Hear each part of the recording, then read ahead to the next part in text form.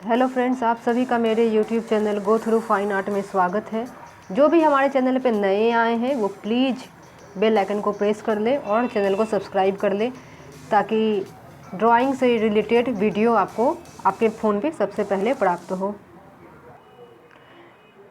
आज का टॉपिक क्या है इसके बारे में मैं बात कर लूँ तो आज का टॉपिक है कि यूजीसी एनटीए नेट की जो एग्ज़ाम हुई थी उसके पेपर लेके आई हूँ। चाहिए तो आप लोग देख भी सकते हैं। ये देखिए यूजीसी एनटीए नेट का पेपर लाई हूँ आप लोगों के लिए, जिसका एग्ज़ाम की आप लोगों को मालूम ही है कि नवंबर में हुआ था।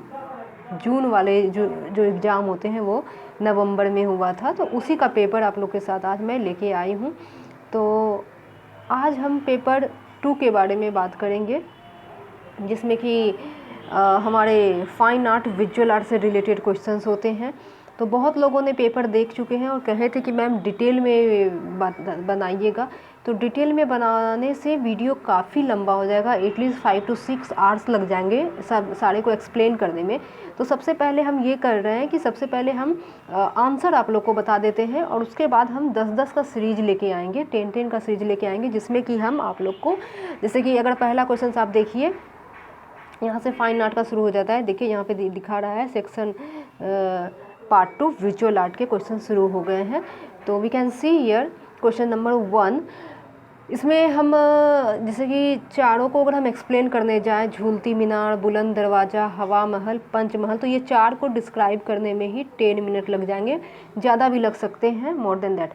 इसलिए हम क्या करेंगे कि 5 या 10-10 क्वेश्चंस का हम डिटेल क्वेश्चंस लेके आएंगे, क्योंकि मुझे शिवानी तनवर ने मुझे कमेंट की थी कि मैम पेपर तो कहीं ना कहीं से मिल जाते हैं सबको, बट उनका एक्सप्लेनेशन नहीं मिल पाता है। तो I completely agree Shivani Tanwar with you. और इन्होंने ही कहा कि मैम आप डिटेल वीडियो शेयर कीजिएगा, और ये पेपर भी उन्हीं ने मेरे को दिए हैं। तो thank you so much Shivani ji paper share करने के लिए। काफ़ी लोगों ने पेपर शेयर किए थे, बट कुछ लोगों का क्या था कि मात्र 5-6 क्वेश्चंस उसमें विजिबल थे, बाकी सारा ब्लैंक था। तो शिवानी जी ने मुझे फुल पेपर दी है, और साथ ही साथ अनुराधा राजवर जी ने भी मुझे कंप्लीट पेपर प्रोवाइड करवाई हैं इंग्लिश में। तो हिंदी वालों के लिए ये है कि आज मैं इसे हिंदी में करवा रही हूँ, फिर भी मैं बीच बीच में थोड़ा सा इंग्लिश वर्ड यूज करूँगी, तो देख सकते हैं इंग्लिश वाले भी। बट इंग्लिश वाले के लिए मेरे पास इंग्लिश पेपर भी है। So for the English person I will upload English paper very soon, so stay tuned. So here is the first question. We can see first question is Fatehpur Sikri अवस्थित ऐतिहासिक स्मारक है। तो यहाँ पे आपको विकल्प दिए गए हैं, 4 विकल्प हैं, इन विकल्पों में से चुनना है। तो इसका एकदम हम डायरेक्ट आंसर बताएंगे विदाउट टाइम वेस्ट किए हुए। तो फतेहपुर सिकड़ी अवस्थित ऐतिहासिक स्मारक है, इसका राइट आंसर हो जाएगा 3 नंबर, यानी कि केवल बी और डी। दैट मीन्स कि सिर्फ बुलंद दरवाज़ा और बुलंद दरवाज़ा और पंचमहल जो कि हैं आपके फतेहपुर सिकड़ी में अवस्थित ऐतिहासिक स्मारक है। We are moving to the next questions. देखिए हिंदी वाले क्वेश्चंस में भी ज़रूरी नहीं कि सारे क्वेश्चंस हिंदी हो, 2-3 क्वेश्चंस हो सकते हैं कि इंग्लिश में भी हो, क्योंकि आजकल यहाँ पे सेलेक्ट करने का आता है ना लैंग्वेज। अगर जो क्वेश्चंस आपको हिंदी में नहीं समझ में आ रहा उसे इंग्लिश में देख ले, जो क्वेश्चंस इंग्लिश नहीं समझ में आ रहा उसे हिंदी में देख ले। तो हो सकता है कि इनको ये क्वेश्चंस हिंदी में समझ में नहीं आया होगा तो इंग्लिश में देखें, और ये अच्छी बात है। मैं बार बार कहती हूँ कि जो क्वेश्चंस आप लोग को हिंदी में समझ में ना आए ज़रूर से उसे इंग्लिश में देख ले, और जो इंग्लिश में समझ में ना आए ज़रूर उसे हिंदी में देख ले। बट साथ ही मैं ये भी एक्सप्लेन करना चाहूँगी कि जो भी अगर कोई त्रुटि रह जाती है क्वेश्चंस में, तो इंग्लिश वाले क्वेश्चंस को सही माना जाता है, ना कि हिंदी वाले को। तो सेकंड नंबर क्वेश्चन है, art is a certain kind of symbol is a doctrine propagated by. तो कह रहा है कि art is a certain kind of symbol, art जो है एक symbol, certain kind of symbol है, और इसे प्रोपागेटेड किया गया है किसके द्वारा। तो इसका आपका राइट आंसर हो जाएगा 4, यानी कि सुजैन के लेंगर ने इस चीज़ को प्रोपागेटेड की है कि art is a certain kind of simple is doctrine propagated by Susanne K Langer. बहुत ही इंपॉर्टेंट है, याद रखिएगा। उसी तरह से प्लेटो ने क्या प्रोपागेटेड किए हैं, रोजर फ्राई क्या किए हैं, एरिस्टोटल किया है, ये सब हम आप लोग को डिटेल वीडियो में बताएंगे। ओके, तो नेक्स्ट क्वेश्चन है जोसेफ बियो, तो जोसेफ बियो का तो सबसे पहले इंग्लिश समझना बहुत ज़रूरी है, नहीं तो यहीं पे आप कंफ्यूज जाएंगे। जोसेफ बियोज है ये, ठीक है, ये है इनका इंग्लिश में स्पेलिंग। जोसेफ बियोज की कृतियों में निम्नलिखित में से क्या क्या शामिल है? प्रतिष्ठापन, पर्यावरण, घटनाएं, संयोजन। तो ये 4 विकल्प हैं, इनमें से आपको सही विकल्प चुनना है। ओके, तो इसका राइट आंसर देख लेंगे। तो 3 का डायरेक्ट आंसर मैं आप लोग को बता दूं, 2 होगा, यानी कि सी और डी। जोसेफ बियोज की कृतियों में घटनाएं और संयोजन शामिल है। नेक्स्ट क्वेश्चन है 4 नंबर। इतना बड़ा रहता है ना कि एक में आता नहीं है, देखिए एक में बहुत प्रॉब्लम होती है, और फिर जूम अगर नहीं करूँगी, जूम आउट नहीं करूँगी तो आप लोग को ठीक से दिखेगा नहीं, इसलिए पहले जूम आउट करके क्वेश्चन देख लेते हैं, फिर जूम इन करेंगे। क्वेश्चन नंबर 4 है, नीचे 2 कथन दिए गए हैं। पहला कथन है आपका, एलोरा का कैलाशनाथ मंदिर एकल पाषाण मंदिर है जो जीवंत पाषाण पहाड़ी को उत्कीर्णित करके बनाया गया है। कथन दूसरा है, इस भव्य वास्तुशिल्पीय मंदिर का उत्कीर्णन ऊपर से नीचे की ओर वो पीछे से आगे की ओर निर्माण के विपरीत क्रम में आरंभ किया गया था।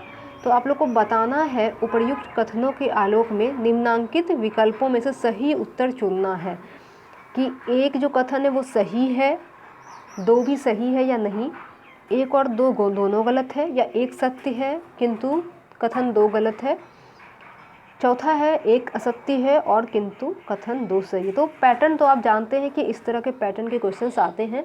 तो पहला क्वेश्चन था इसलिए मैं पूरा रीड आउट की हूँ, नेक्स्ट से हम सिर्फ आंसर बता देंगे। तो 4 का आप लोग का राइट आंसर हो जाएगा 1, यानी कि दोनों ही सही है। दैट मीन्स कि एलोरा का कैलाशनाथ मंदिर एकल पाषाण मंदिर है जो जीवंत पाषाण पहाड़ी को उत्कीर्णित करके बनाया गया है, कम्प्लीटली राइट। दूसरा है, एलोरा भव्य वास्तुशिल्पीय मंदिर का उत्कीर्णन ऊपर से नीचे की ओर वो पीछे से आगे की ओर निर्माण के विपरीत क्रम में आरंभ किया गया था। बिल्कुल सही है, दोनों ही सही है। तो इसका राइट आंसर हो जाएगा 1 नंबर। और याद रखिएगा क्वेश्चंस को, हो सकता है नेक्स्ट कभी ऐसे ही पूछ दिया जाए कि एलोरा का जो कैलाशनाथ मंदिर है वो कैसे प्रारंभ किया गया था, कौन से क्रम में, तो याद रखिएगा विपरीत क्रम में, और ऊपर से नीचे की ओर वो पीछे से आगे की ओर। 3rd नंबर है आप लोग का। नेक्स्ट क्वेश्चन है, कलाकारों को सही काल क्रमानुसार चुनिए। मार्क रोथको है, रॉबर्ट मदरवेल है, Jackson Pollock and Andy Warren. अगर अब यहाँ पे हम बात करें तो बहुत ही इजी है सिलेक्शन करना। जैसे कि मार्क रोथको को अगर आप जानते होंगे तो वो एक्सप्रेशनिज्म के आर्टिस्ट है मार्क रोथको, एब्स्ट्रैक्ट एक्सप्रेशनिज्म के। आपके जैक्सन पॉलॉक भी हैं एब्स्ट्रैक्ट एक्सप्रेशनिज्म के, एंडी वॉरेन है आपके पॉप आर्ट के, और रॉबर्ट मदरवेल, ये 4 हैं। तो अगर हम ऐसे देखें तो एब्स्ट्रैक्ट एक्सप्रेशनिज्म पहले आया था और बाद में पॉप आर्ट आया था। तो अगर हम इसका राइट आंसर देख ले 5 नंबर का तो 3 हो जाएगा। दैट मीन्स कि सबसे पहले आपका आ जाएगा Mark Rothko, and then Jackson Pollock, and then Robert Motherwell, and then Andy Warren. So 3 was the right answer. Next question है आप लोग का 6 नंबर। संकलनवाद कला में एक अभिवृत्ति है जो निम्नलिखित की अनुमति देती है: भ्रम, मुक्तचायन, अलंकरण, शैलियों का संयोजन। अब इन चारों जो विकल्प दिए गए हैं इनके सर्वाधिक उपयुक्त उत्तर चुनना है कि कौन सा सही है कौन सा नहीं है। तो 6 का डायरेक्ट आंसर मैं आप लोग को बता दूं, 2 नंबर, केवल बी और डी सही है, यानी कि मुक्त चयन एंड शैलियों का संयोजन जो कि है संकलवादन कला में एक अभिवृत्ति है जो कि इनको अनुमति देती है। नेक्स्ट क्वेश्चन है 7 नंबर। पीवी जानकी राम की प्रातिनिधिक धातु की उद्भत्तियाँ यानी कि रिलीफ किससे बनी है? तो बहुत ही इजी आंसर से, और जिनका क्वेश्चन पेपर है उन्होंने भी इसका आंसर सही दिए हैं। रिपोजे प्रोसेस, अगर हम इसको इंग्लिश में देख ले तो आई थिंक रिपोजे का स्पेलिंग ये होता है। सो रिपोजे प्रोसेस में बनाया गया है, और पीवी जानकी राम से क्वेश्चंस हमेशा ही आते हैं, हम भी आप लोग को करवाए थे। तो याद रखिएगा कि पीवी जानकीराम की जो भी रिलीफ मूर्तियाँ हैं, स्कल्पचर के आर्टिस्ट हैं ये, उनका जो प्रोसेस है वो रिपोज ये है। नेक्स्ट है 8 नंबर, सूची 1 को सूची 2 के साथ मेल करना है। तो धनराज भगत, के.जी. सुब्रमण्यम, अनीस कपूर एंड रामकिंकर बैज। अगर देखा जाए तो सारे ही आर्टिस्ट जो हैं फेमस हैं और सभी का नाम आपने कहीं कहीं सुने होंगे। तो सबसे पहले हम अनीस कपूर से स्टार्ट करेंगे क्योंकि ये फॉरेनर आर्टिस्ट हैं और इनका बहुत ही फेमस काम है क्लाउड गेट। अगर हम यहाँ पे सी का ऑप्शन देख लें कि सी का एक किस किस में, तो सी का एक किसी में नहीं है, सिर्फ 4 में है। तो डायरेक्ट आंसर आपको यहीं से मिल जा रहा है। फिर अगर हम के.जी. सुब्रमण्यम की बात करें तो king of the dark chamber. Ramkinkar batch की हम बात करें तो हार्वेस्टर। और अगर धनराज भगत की बात करें तो स्पिरिट ऑफ वर्क। तो ये हो गया आपका सुमेलन और राइट आंसर हो जाएगा 4 नंबर 8 का। We are moving to the next questions. Question number 9 देखेंगे, सूची 1 को सूची 2 के साथ सुमेल करना है। तो यहाँ पे अगर हम देखें तो सारे ही प्रिंट मेकर आर्टिस्ट हैं। तो हम इसलिए कहते हैं कि सारे की डेट याद करना बहुत ज़रूरी है और काम भी याद रखना बहुत ज़रूरी है। अगर हम ऊपर की बात करें तो यहाँ पे सारे तो नहीं बोलेंगे, सिर्फ के.जी. सुब्रमण्यम को छोड़ के तीनों ही जो कि हैं स्कल्प्टर हैं। बट अगर यहाँ पे हम के.जी. सुब्रमण्यम को देखें तो king of the dark chamber जो है इनका म्यूरल है। So it is a process of like sculptures in 2D form, right? So KG. Subramanyan is not a sculptor artist but he is painter and he work with other medium as well. So हम लोग ऐसा देख सकते हैं कि कभी कभी सारे ही स्कल्पटर के क्वेश्चंस होते हैं, कभी प्रिंट मेकर के, कभी पेंटर के। तो इस तरह से आपको सारे के डेट याद करने इसलिए बहुत ज़रूरी है। इसलिए मैं नोट्स में आप लोग को डेट क्रोनोलॉजिकली प्रोवाइड करवा रही हूँ और आर्टिस्ट के काम भी। तो अगर जब यहाँ पे नोट्स की बात आ ही गई है तो मैं मेंशन करना चाहूँगी कि अगर कोई हमसे नोट्स परचेस करना चाहते हैं तो वो प्लीज़ ईमेल कर सकते हैं, जो ईमेल आईडी आपको स्क्रीन पे शो हो रहा है। और एक बार और कह दूं कि बहुत लोग मुझे कमेंट में क्वेरीज करते हैं, तो मैं उन लोग से विनती करूँगी कि प्लीज़ कमेंट में नोट्स के लिए क्वेरीज ना करें, ईमेल पे करें। ईमेल आईडी नोट कर लीजिए, MIJESSKUMARGMP@gmail.com। यहाँ पे आप क्वेरीज कर सकते हैं। आपको नोट्स दोनों ही लैंग्वेज में प्रोवाइड करवाई जाती है, इंग्लिश में भी हिंदी में भी। जिनको जिस लैंग्वेज में नोट चाहिए वो ले सकते हैं। इंग्लिश में भी नोट्स मिलते हैं और हिंदी में भी प्रोवाइड करवाए जाते हैं। ओके, तो बहुत बातें हो गई है, हम अपने मेन कॉन्सेप्ट की ओर चलते हैं। मेन कॉन्सेप्ट है हमारा क्वेश्चन नंबर 9। तो सनतकर जो कि है एचिंग के लिए सनतकर जो कि हैं आपके वुड इंटैग्लियो के लिए जाने जाते हैं और बहुत बार इसके लिए मैं बात भी की हूँ। कृष्णा रेड्डी विस्कोसिटी के लिए जाने जाते हैं। मुकुल चंद्र दे आपके एचिंग के लिए और चित्ता प्रसाद आपके लिनोकट के लिए। तो हम इसका राइट आंसर आप लोग को डायरेक्ट बता दें, 9 का राइट आंसर आप लोग का हो जाएगा 1 number. 1 was the right answer. हम मिला देंगे फिर से, सनतकर हो जाएंगे वुड इंटैग्लियो, कृष्णा रेड्डी हो जाएंगे विस्कोसिटी, मुकुल चंद्र दे हो जाएंगे एचिंग और चित्ता प्रसाद हो जाएंगे लिनोकट के लिए।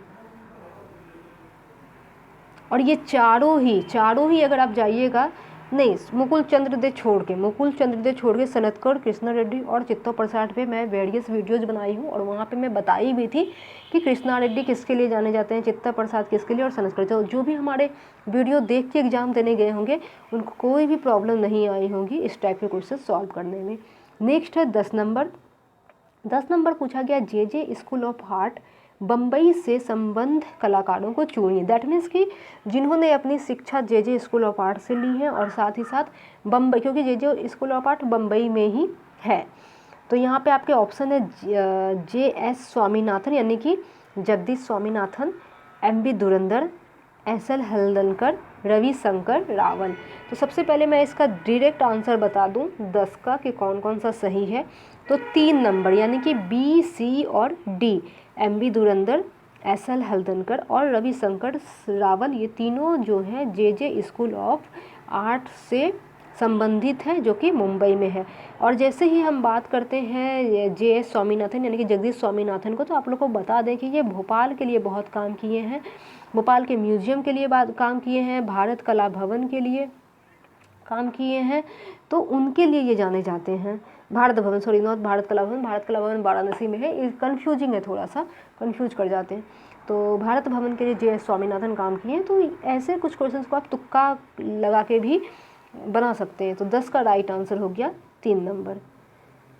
नेक्स्ट है 11 नंबर, पिघलाने के दौरान एल्युमिनियम को साफ करने के लिए किस पदार्थ को लगाया जाता है। तो मैं बता दूं कि ये क्वेश्चन जो है रिपीटेड है, ये क्वेश्चन 2 से 3 बार UGC नेट में पूछा जा चुका है। तो जो लोग भी प्रीवियस ईयर पेपर सॉल्व किए होंगे वो इसका क्वेश्चन सही करके आए होंगे, जो है अमोनियम क्लोराइड। पिघलाने के दौरान एल्युमिनियम को साफ करने के लिए अमोनियम क्लोराइड पदार्थ को लगाया जाता है। नेक्स्ट क्वेश्चन है, किस मुगल स्मारक में मशहूर मुसम्मान बुर्ज स्थित है। लाल किला आगरा, लाल किला दिल्ली, शाही फोर्ट लाहौर, फतेहपुर सिकरी आगरा। तो मैं बता दूं कि मेरे लिए भी ये क्वेश्चंस बिल्कुल नया था, क्योंकि ज़्यादा आइडिया नहीं है, बट आइडिया आप यहाँ से लगा सकते हैं कि मुगल के बारे में बात किया गया है और साथ ही साथ बुर्ज के बारे में बात किया गया है। तो बुर्ज जो है आपका लाल किला आगरा में देखा जाता है। ठीक है, तो किस मुगल स्मारक में मशहूर मुसम्मान बुर्ज स्थित है। तो लाल किला आगरा में मुसम्मान बुर्ज स्थित है। We are moving to the next questions. प्रसिद्ध कृति हंस दमयंती किसकी है। तो मुझे तो लगता है कि आंख बंद करके भी इसका आंसर आप लोग सही करेंगे, क्योंकि ये मैं बहुत बार करवाई हूँ। तो 13 का राइट आंसर हो जाएगा 1 नंबर, राजा रवि वर्मा का ओलियोग्राफ जो कि है प्रसिद्ध कृति है हंस दमयंती। तो राइट ऑप्शन हो गया 1 number. Moving to the 14 number questions. गुप्तकालीन मंदिर की बाहरी दीवार के एक ताखा में विष्णु अनंत साई की विश्राम अवस्था में मूर्ति बनी हुई है। इस मंदिर का नाम है। तो अगर हम यहाँ पे अभी देखें तो विष्णु मंदिर एरन है, दशावतार मंदिर देवगढ़ है, उदयगिरी विदिशा है और सांची गुफा संख्या 17 है।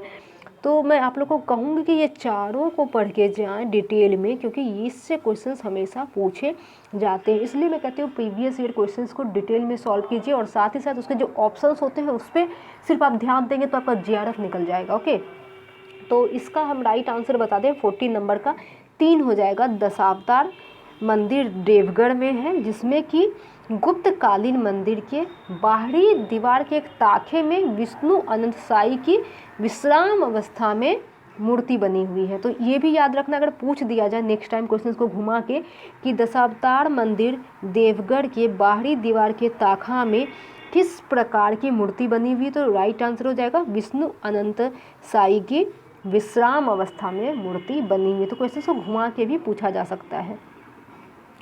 नेक्स्ट क्वेश्चन है 15 नंबर।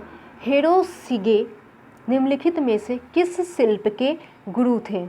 तो मैं आप लोग को बता दूं इसका राइट आंसर बहुत ही इजी है, क्योंकि जब भी हम हिरोशिगे की बात कर रहे हैं तो इससे जापानीज चीज़ की मिलान हो रही है। तो cast cut print, woodcut print, क्योंकि वुडकट जो है ज़्यादा जापान में, चाइना में, ये सब जगह में हुआ है। और जब हम हिरोशिगे की बात करें तब तो कंफर्म हो जाएगा कि वुडकट प्रिंट। तो राइट आंसर हो गया 2 नंबर। नेक्स्ट है 16 नंबर क्वेश्चंस। बहुचर्चित पांडुलिपि तूतीनामा में मुगल दरबार के स्टूडियो में बने 250 लघु चित्रकारी और 52 कथाओं का उल्लेख है।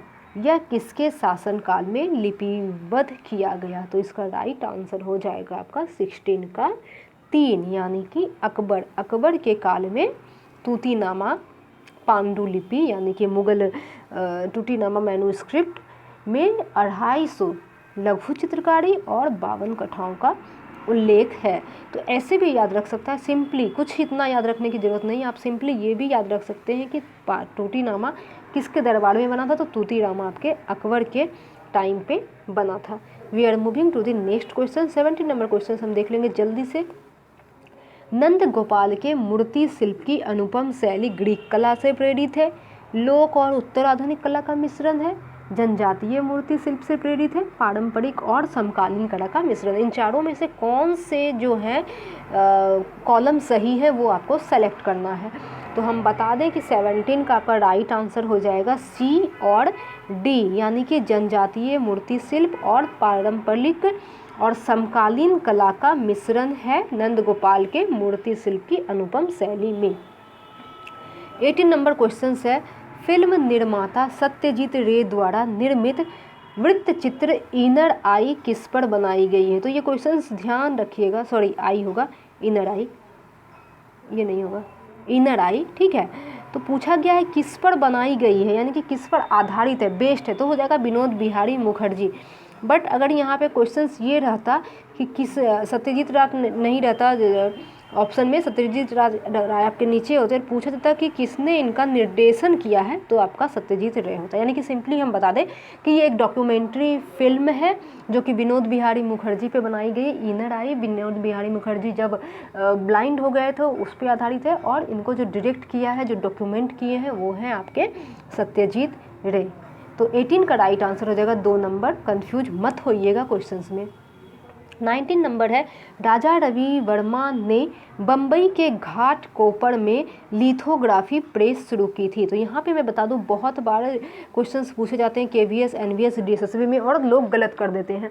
क्वेश्चंस ये पूछा जाता है कि राजा रवि वर्मा ने अपनी लिथोग्राफी प्रेस शुरू की थी, वहाँ पे आपको मुंबई भी ऑप्शन होता है और घटकोपर भी होता है। बहुत लोग क्वेश्चंस को ध्यान से पढ़ते नहीं हैं, या फिर घटकोपर जो है एक बेसिक जगह का नाम है तो लोग को याद नहीं रहता है कह सकते हैं, और लोग मुंबई कर देते, तो Mumbai was the wrong answer. अगर मुंबई घटकोपर दोनों ऑप्शन में होंगे तो घटकोपर होंगे, ठीक है, घाटकोपर होगा। अगर घाटकोपर ऑप्शन में नहीं है तब बम्बई होगा। तो ये क्वेश्चन सॉल्व कर दिया आप लोग का, ध्यान दीजिएगा ऑप्शन जब भी ऐसे क्वेश्चंस पूछे जाए तो कब शुरू की गई थी, डेट पूछा है। तो 19 का राइट आंसर हो जाएगा 2 नंबर, यानी कि 1894 में जो कि है राजा रवि वर्मा ने बम्बई के घाटकोपर में लिथोग्राफी प्रेस शुरू की थी। तो 3 क्वेश्चंस यहाँ से निकल के आए कि राजा रवि वर्मा की सबसे पहले लिथोग्राफी प्रेस शुरू किए थे कहाँ पे, तो बम्बई में के घाटकोपर में, और कब, तो 1894 में। कौन सी प्रेस, तो लिथोग्राफी प्रेस। 20 नंबर क्वेश्चन से नीचे 2 कथन दिए गए हैं, कथन वाले क्वेश्चन से जल्दी से पढ़ लेते हैं। कथन 1 है, सौंदर्य पूर्णतया विषयी कामना की मानवीय सहज वृत्ति में संबंधित है। क्या ये सही है या गलत है, तो मैं आप लोग को बताते चली जाऊं कि बिल्कुल सही है। और कथन दूसरा है, क्योंकि मानवीय चित्त की समग्रता में संतुष्टि कभी भी परिघटना से संबंधित नहीं होती है, तो ये आपका बिल्कुल गलत है। तो राइट आंसर आपका हो जाएगा 3 नंबर की कथन 1 सही है किंतु कथन 2 सही नहीं है। नेक्स्ट क्वेश्चन है 21 नंबर, विशिष्ट स्वर लहरी लेइम मोटिव शब्द निम्नलिखित में से किन अभिकल्पना प्रवृत्तियों यानी कि विचारधारा से संबंध है।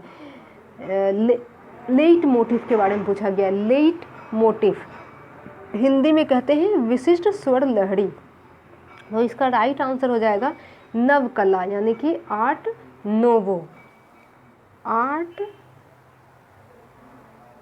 नोवो इंग्लिश में भी लिख दूँ, और इसी को हिंदी में बोलते हैं आर्ट नवकला। तो उसमें जो कि है लेट मोटिव का यूज किया गया था, तो राइट आंसर हो गया 4 number. We are moving to the 22 number questions. John J Winckelmann संबंध है, तो बता दूं कि ये एक फिलोसोफर है और ये नवशास्त्रीय वाद से संबंध रखते हैं, जिसे हम इंग्लिश में कहते हैं नियो क्लासिज्म। नियो क्लासिज्म, ठीक है। तो राइट आंसर हो गया 4 नंबर, जॉन जे विंकलमैन। नोट्स जिन्होंने परचेस किए होंगे उसमें ये सब चीज़ मेंशन है। 23 नंबर है, निम्नलिखित type face sans serif typeface है। ये क्वेश्चंस भी रिपीटेड है, यूजीसी नेट में 2 से 3 बार ये क्वेश्चंस पूछा गया है। तो सबसे पहला नंबर ऑप्शन है हेलवेटिका, दूसरा ऑप्शन है वास्करविले, तीसरा ऑप्शन है फ्यूचूरा, चौथा ऑप्शन है टाइम्स न्यू रोमन। तो इसमें से आपको सही उत्तर बताना है कि चारों में से सही उत्तर कौन सा होगा। तो 23 का राइट आंसर है 3 नंबर, यानी कि ए और सी, यानी कि हेलवेटिका और फ्यूचूरा जो कि हैं आपके fonts sans serif typeface है। क्वेश्चन नंबर 24 है, निम्नलिखित मूर्तिकारों में से किसकी कृति में मैक्सिको को प्राचीन आदिकालिक मूर्तिकला के प्रभाव को निरूपित किया गया है।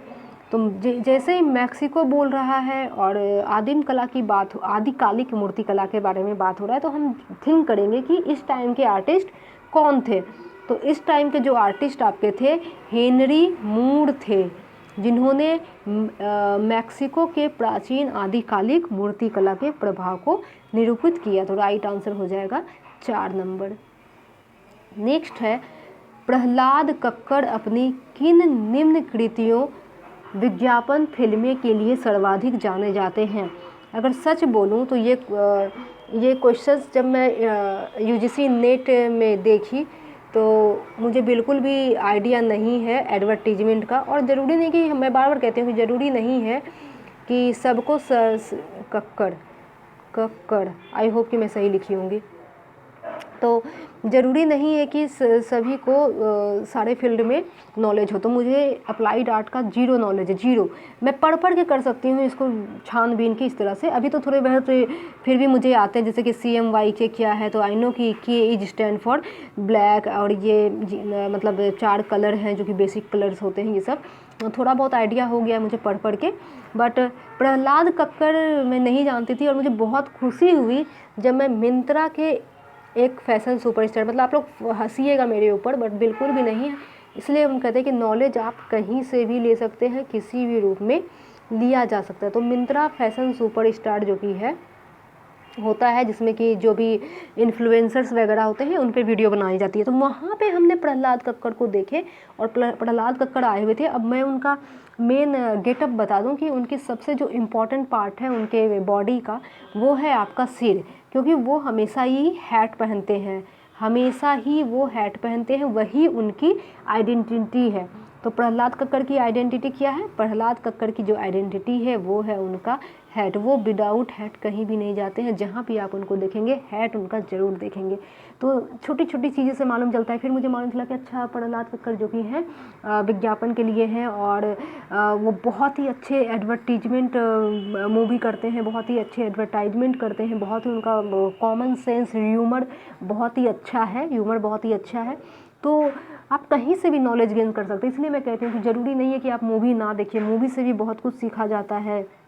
कुछ चीज़ें आप सीरियल से सीख सकते हैं, जो इवेंट होते हैं उनसे सीख सकते हैं। तो नॉलेज इज लाइक जहाँ से भी मिले ले लीजिए, ठीक है। तो हम यहाँ पे बात कर लेंगे कि देखिए प्रहलाद कक्कड़ तो ये मालूम चल गया कि एड कंपनी से हैं, और कौन कौन से विज्ञापन उनके बहुत फेमस हुए हैं, तो ये देख लेते हैं। ये ही है राइट चॉइस, एवरेस्ट का तीखा लाल, I love you Rasna, MRF muscleman. तो अभी जो मेरे माइंड में बिल्कुल हिट कर रहा है, मैं वो आप लोग को बता दूं कि 25 का B तो बिल्कुल मुझे अच्छे से याद हो गया है, एवरेस्ट का तीखा लाल।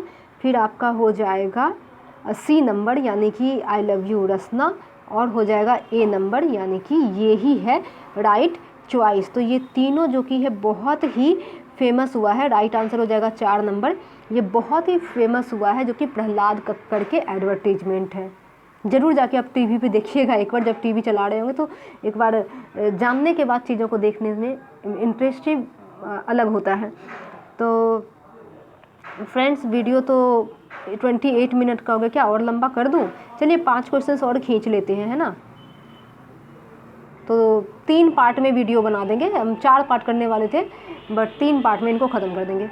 26 नंबर क्वेश्चन है, मेजो टिंट किसका उपयोग करके की जाती है? तो हम बता दें कि मेजो टिंट आपका हो जाएगा राइट आंसर, बता दें डायरेक्ट हम। 26 है ना, 4 नंबर यानी कि B और D, रॉकर और रोले। रॉकर और रोले जो कि है आपका मेजो टिंट के लिए उपयोग किया जाता है। ब्रेयर आपका इसमें इस्तेमाल नहीं किया जाता है, और ना ही आपका स्क्वीजी। स्क्वीजी आपका सिल्क स्क्रीन में यूज किया जाता है। सिल्क स्क्रीन के लिए स्क्वीजी इस्तेमाल किया जाता है कलर को फैलाने के लिए। तो रॉकर और रॉलेट याद रखिएगा, टूल्स है, दोनों ही टूल्स है। तो राइट आंसर हो गया 4 नंबर। 27 नंबर क्वेश्चन है, उन व्यक्तियों के नाम ढूंढे जो पेंटर और छापाकर दोनों के रूप में जाने जाते हैं। दैट मीन्स कि they are the painter and print maker as well. So सबसे पहले तो हमको सोमनाथ होले दिख रहा है, बिना देरी किए हुए हम इन पे टिक मारेंगे ही मारेंगे।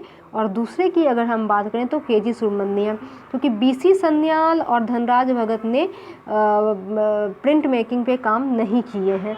बीसी सन्याल आपके पेंटर हैं और जिसे कि हम भवेश सन्याल के नाम से जानते हैं, भवेश चंद्र सन्याल, और धनराज भगत आपके स्कल्प्टर हैं। तो इसका राइट आंसर हो जाएगा 2 नंबर, यानी कि केजी सुब्रमण्यम और सोमनाथ और पेंटर के साथ साथ प्रिंट मेकर के रूप में भी जाने जाते हैं। नेक्स्ट क्वेश्चन है 28 नंबर, माइकल एंजिलो द्वारा निर्मित मूर्तियों का सही कालक्रम है। तो देखिए कितनी अच्छी क्वेश्चन है, मैं बार बार आप लोगों को कह रही थी कि करके जाइए। तो एनीवे है डेविड पिएटा, रोंदा नीनी पिएटा और मैडोना ऑफ स्टेयर्स। तो इसका कालक्रम में हम सजाएंगे, यानी कि डेट के अनुसार सजाएंगे। यहाँ पे ऑप्शंस दिए हुए हैं, तो 28 का राइट आंसर हो जाएगा आप लोग का 2 नंबर, यानी कि सबसे पहले आपका आ जाएगा,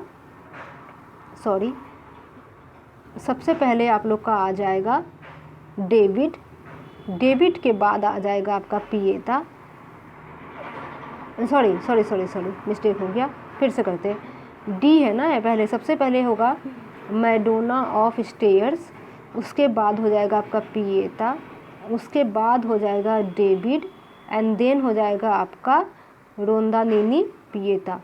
ठीक है, 2 was the right answer. Moving to the next question 29 number, सूची ए को सूची से 2 के साथ सुमेलित कीजिए। ओके, तो ऐड से क्वेश्चन है, the taste of India, reclaim your life, यही है राइट चॉइस बेबी, और सिंप्लीफाई। कौन से ऐड का जो भी है लोगो, मतलब कौन से ऐड के लिए कौन सा टैगलाइन यूज किया गया, टैगलाइन से क्वेश्चन है। तो 29 का हम डायरेक्ट आंसर्स देख लेंगे, 2 वाज दी राइट आंसर। तो अगर हम इसको सुमेल करेंगे तो कैसे सुमेल हो जाएगा, the taste of India Amul के साथ मिल जाएगा, reclaim your life, you are life आपका टाटा सफारी के साथ जाएगा, यही है राइट चॉइस बेबी, ऐसे भी आप लोग कर लेंगे, पेप्सी के साथ जाएगा, और सिंप्लीफाई एयर डेक्कन के साथ जाएगा। इसलिए मैं कहती हूँ कि ऐड देखना भी बहुत ज़रूरी है। नेक्स्ट क्वेश्चन है 30 नंबर, विस्कोसिटी प्रिंटिंग किसका प्रयोग करके की जाती है, प्लास्टिक सतह का, विभिन्न कठोरता वाले रोलर का, रंग की विरलता का, विभिन्न प्रकार के तेलों का। तो यहाँ पे तो मैं सबसे पहले राइट आंसर आप लोग को बताने से पहले ये बताना चाहूँगी कि जो भी रोलर इसमें यूज होते हैं विभिन्न कठोर के, जैसे कि soft roller, hard roller, mid roller, इस तरह के रोलर होते हैं। 3 तरह के रोलर होते हैं, क्योंकि सॉफ्ट वाले रोलर से क्या होगा कि मान लीजिए कि ये आपका प्लेट है, तो सॉफ्ट वाले रोलर से आप जब कलर लेंगे तो अंदर तक घुस जाएगा, अंदर तक चला जाएगा। ओके, और हार्ड वाले रोलर्स को जब आप यूज करेंगे तो वो ऊपरी सतह को, मात्र ऊपर सतह को लेगा, वो अंदर पुश नहीं हो पाएगा। तो 3 तरह के रोलर यूज किए जाते हैं। ओके, तो इसका हम राइट आंसर देख लेंगे, 2 नंबर हो जाएगा राइट आंसर 30 का, यानी कि विस्कोसिटी में विभिन्न कठोरता वाले रोलर का, रंग की विरलता का, और विभिन्न प्रकार के तेलों का प्रयोग करके जो कि है प्रिंटिंग की जाती है। तो फ्रेंड्स 30 नंबर तक क्वेश्चंस हो गया है। नेक्स्ट हम 31 नंबर नेक्स्ट सीरीज में लेके आएंगे, तब तक के लिए आप लोग वेट कीजिएगा और जल्द ही मैं ये आप लोग के साथ शेयर करूँगी। तो मिलते हैं फ्रेंड्स फिर से एक नई वीडियो के साथ, तब तक के लिए बाय बाय, टेक केयर। और अगर वीडियो पसंद आई हो तो प्लीज़ लाइक कर दें, शेयर कर दें, और साथ ही साथ गो थ्रू फाइन आर्ट को जो अभी तक सब्सक्राइब नहीं किए हैं वो प्लीज़ सब्सक्राइब करके बेल आइकन को ऑल पे प्रेस कर लें, ताकि जो भी वीडियो मैं पब्लिश करूं वो आप लोग को आपके फ़ोन पे सबसे पहले प्राप्त हो जाए। Bye bye, take care, see you soon, have a nice day. जय हिंद, जय भारत, वंदे मातरम।